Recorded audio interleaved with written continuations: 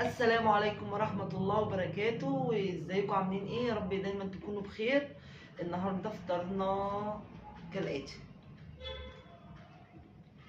النهارده التلات 20 رمضان. انا عاملة كبد وقوانص بالبطاطس، يعني اكلة اخترعتها الصراحة. النهارده عملت الكبد والقوانص بفلفل عادي وثوم وحطيت عليها بطاطس، قطعت عليها بطاطس واستووا مع بعض. وعملت رز بشعرية، وطبعا التمر بتاعنا. بسم الله.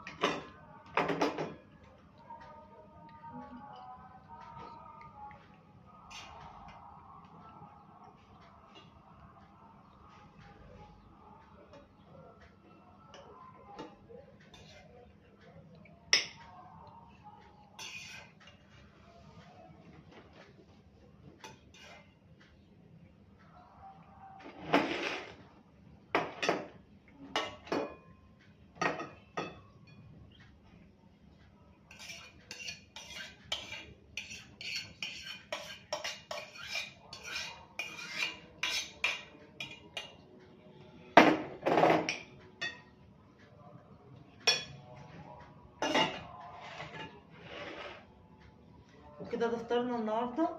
تعالوا يا جماعه والله اتفضلوا معانا. بألف هنا وشفا للي ياكل.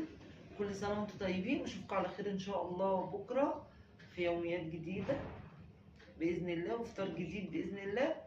مع السلامه.